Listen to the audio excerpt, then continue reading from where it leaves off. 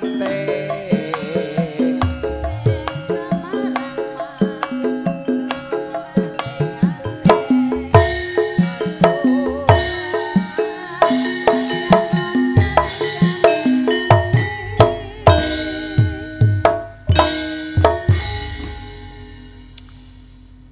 Nah ngene aja. Wis dibayar lunas jam 2 luweh. Ayo balik ae, Pak. Balik-balik sampe nakmu dhewe. Lah wis jam 2 luweh wis do ngantuk mbok dem kae ngantuk diimpet kok. Walah aku dijotosi. Iya, Dik. Tenang ae tak ewangi jotosi. Wah, aku dijotosi. Maaf, Mbah, maaf. Iya, Mbah, iya kok. Cara nom tak rabeni kowe. Ora wis tuwek gah aku Kowe ku wis duwe bojo genep ping pindho mosok ora ngerti ciri-cirine titi cirine wong wedok nek cerewet. Kene. Wong wedok iku nek jan. Ciri-cirine piye? Ciri-cirine anggere cerewet terus biasane mentang-menteng. Malah genah ya, Pak. Kene. Monak-manak terus didol ya. Tenan to. Nggih, Mbah, nggih kok.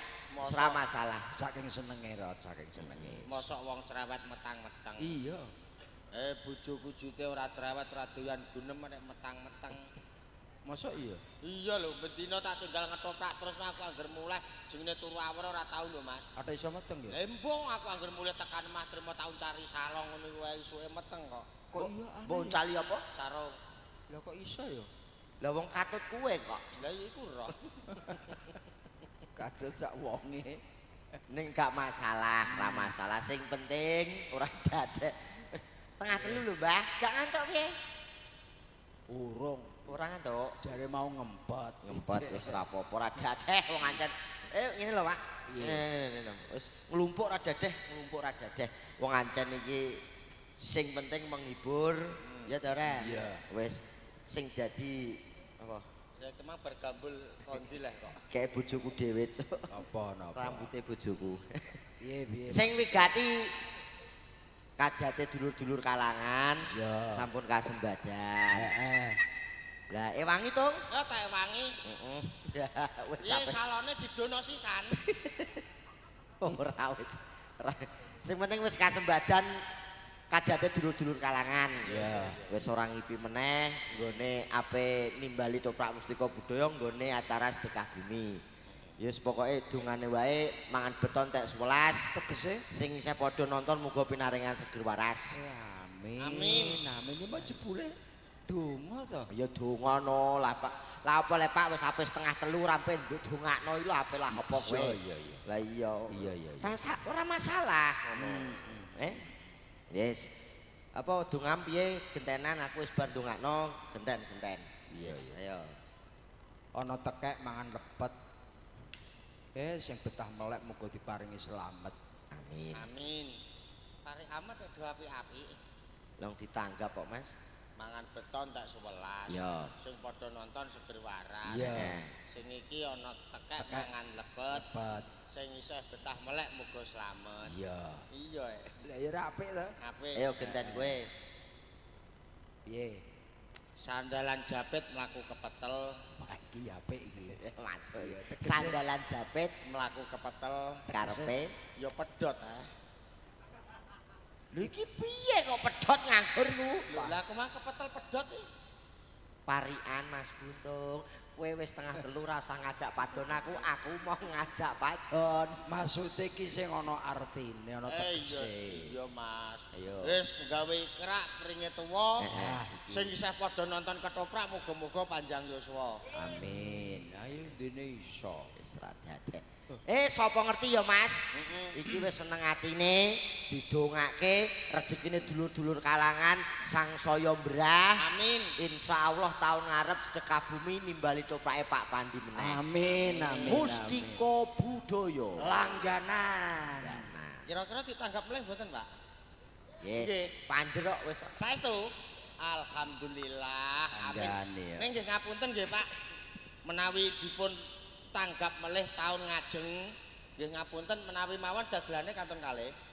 Karo sapa? Karo aku karo Jarot teh. Lah aku. Kowe ora matek piye? Tuwek apa arep blungsungi? iso mati jenenge kemot. Kemot ora iso mati. Dagelan tunjungan entek klewer, kelowor, kliwir muncul mudyar kabeh karek kemot. Lah nek ape nyusul ya ndang Ora nek ape mbok disi karepem rek. Ora iso mati le. Ora iso mati. Ora iso KTP ku seumur hidup. Iya. Ya apa ora? Dia kan terbuat dari aluminium. Kan.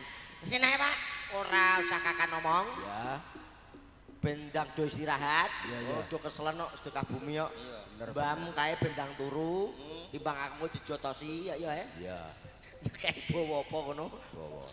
Ya bawane jumbuh karo gas desa. ngono ya Mas. Gawene warga kabeh. Sedekah bumi. Iya. Dijumbuhno. Gas desa iku biasane piye ta? Kudu gawe jajan. Desa Kalangan Ana apa? ketoprak. Wah. Nganakno sedekah bumi. Iki sing esuk-esuk penekan kaya kethek iki sapa iki? Endi? Lho iki bajingan iki. Ono dagelan gendeng kok penekan kowe. Oh, Iki lho ape didono. Piye tak ewangi rubono panggunge sisan. Kok mbok rubono neh wis bar rubo kok mbok. Uri budayane wong Jawa. Mula wajib dilestarekake.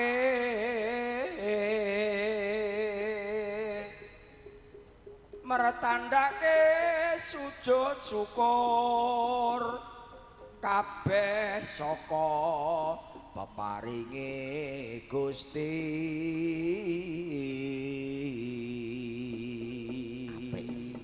Surasane apik. Ngurmati sing nyikal bakal. Ngakali bakul. Mangan tempe papat ngaku loro. Nek ra kowe sapa neh? Kancane iki. Jenenge ngurmati sing nyikal bakal iki sing gawe desa kene biyen. Babat sing babat. Babat pisanan. Sing arane Mbah Buyut niku. Berarti sing tukang babat iki sing cikal bakal. Iya. Kaya to tebang tebu.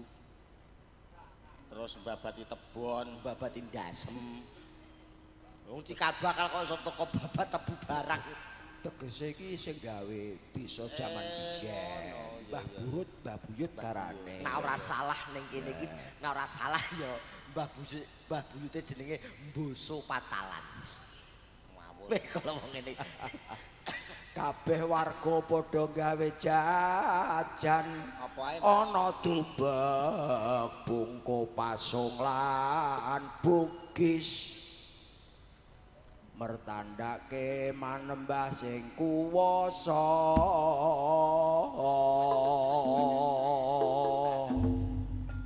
Yo. Bangga kotaku. Yo. Gelang kalung sing tak tampa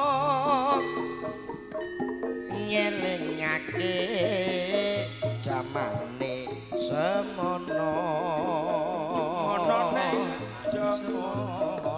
nalika biyen-biyene Mas Ayo.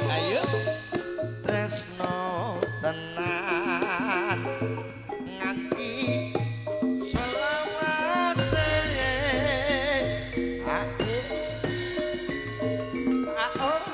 apa sliramu raken lingan janji pengin urip bebarengan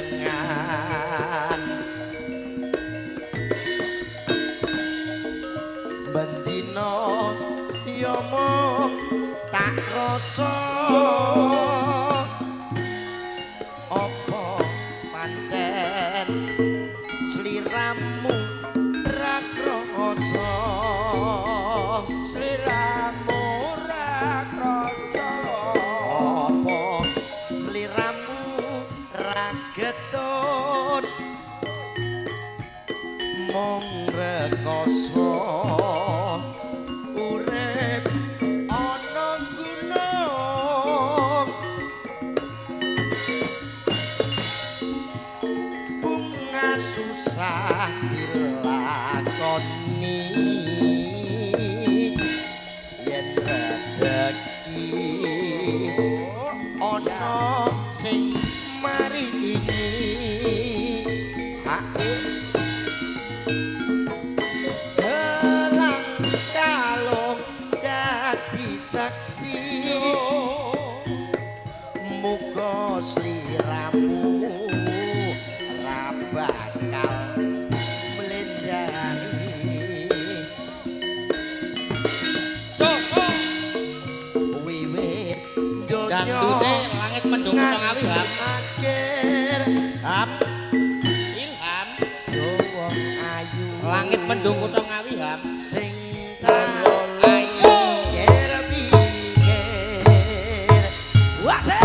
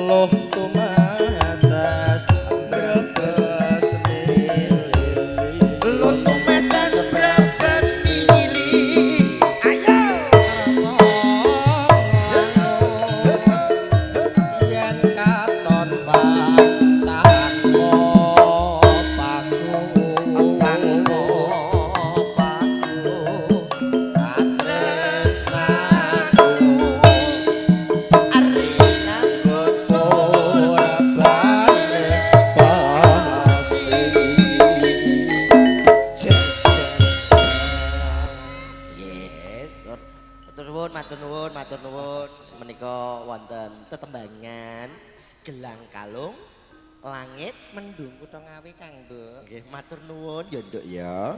Wong ancen iki bengi iki ning anu ya Mak ya. Iya Nduk. Iya. Wis kliwat metu limbu. Cara wayang wis kliwat metu limbu. Wis wareng esuk kok. Ya wis. Ini Mas. Piye-piye? Wis pokoke sing wigati derek ora lain ndek donga meneh kajate dulur-dulur kalangan muga-muga sabubare gas desa taun iki dulur-dulur kalangan tansah manggirayu wilujeng amin boten wonten alangan setunggal punapa-punapa sak temah kabeh do seger waras amin rezekine ora kutah ning tambah berah ngono ya Mas iya Mas jroning sukoling waspada mbok pilih awak dhewe sak rombongan mustika budaya ana kekurangane nyuwun gong samudra pangsama arepmu bisa bertemu di lain waktu di lain acara sasi ngarep non Jambangan iya yo nek kowe semelok kok kowe semelok ta ora kok ning Jambangan isa Mas isa oke nggih kepanggih malih wonten Jambangan Mas Buntung Bapak matur nuwun Josowan ya wis ayo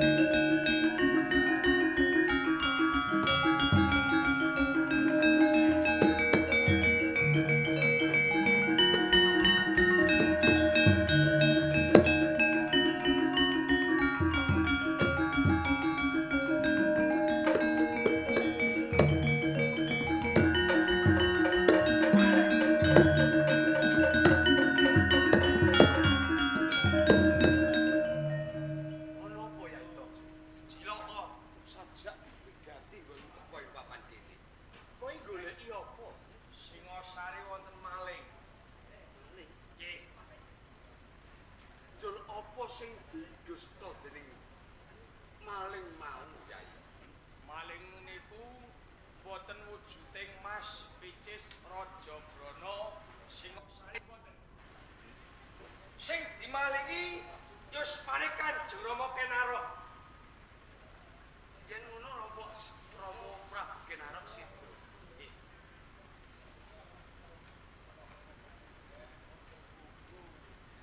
Ya itu. Kok menawa wis digersaki dening yen Rama Prabu Kenarok gone ngasta pusarane ngadil ing praja Singasari. Mung cukup nganti dina iki. Mula ayo padha muji. Muga-muga dosa lan lupute diampura. Sekabeh tumindak kang becik ditampa dening Bathara. Nuwun sewu. Kampil sampean iki ngendika kados ngaten. Kenarok niki sudarma kula. Dereng kula wong lanang, anak lanang kudu iso mikul dhuwur mendem jero kawan. Aku yo ngerti kok. Ya. Kula badhe mbudidaya amreka saged manggihake maling ingkang sampun mipil yuswane Rama Prabu Kenarok. Mongko kula bujung saking Singasari pelayune maling kula wau wonten sak tengahing alas. Kula bujung lho wonten nek sampe. Sampeyan ngertos apa? Ya itu dhewe. Babar pisan aku lan ana kumlewiring pawongan kang nyolowadi ana ing papan kene. Ya itu dhewe. Rama Prabu Kenarok wis sudarmamu ya wong tuaku. Ya. Sak sedane Rama Prabu Kenarok atiku ya pindah. Mula yen kowe kepengin goleki sapa sak tenane kenyedani Rama Prabu Kenarok nek saka penumune Kakang kuwi ora bisa kelakon ya. Yo kene Abot. ing napa mboten saged. Kang Mas. Sampeyan iku putra teng Singasari. Tata gelar sampeyan sungkem wonten pengarapan Rama Prabu Kenarok. Badhe sampeyan kepengin ngajak patine Rama Kenarok. Dasarmu apa bedak kowe? Lho ngertos. Kanjeng Rama menika mboten tresna kalih sampeyan. Sampeyan mergelo rak ngoten. Perkara saben wonten ganjaran kok mibok wonten kula. Ya itu Ji. Ya jumbuh marang gunem kuduk nalika semana. Aku labuh marang Praja Singasari. Kuwi ora kepengin arep-arep ganjaran saka Rama Prabu Kenarok. Ya iki.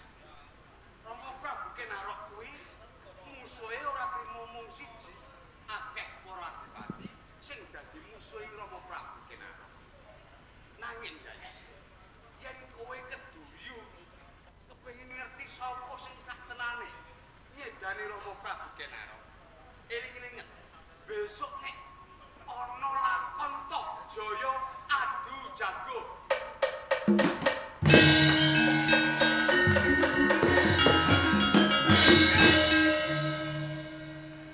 Apa sing dikarepe Anusapati? Aku bisa nemokke sapa sejatine wong sing wis wani gawe patine Rama Prabu Kenarok. Kamangka besok ana lakon aku adu jago. Anusapati. Saiki musuh, besok musuh selawase kaduan.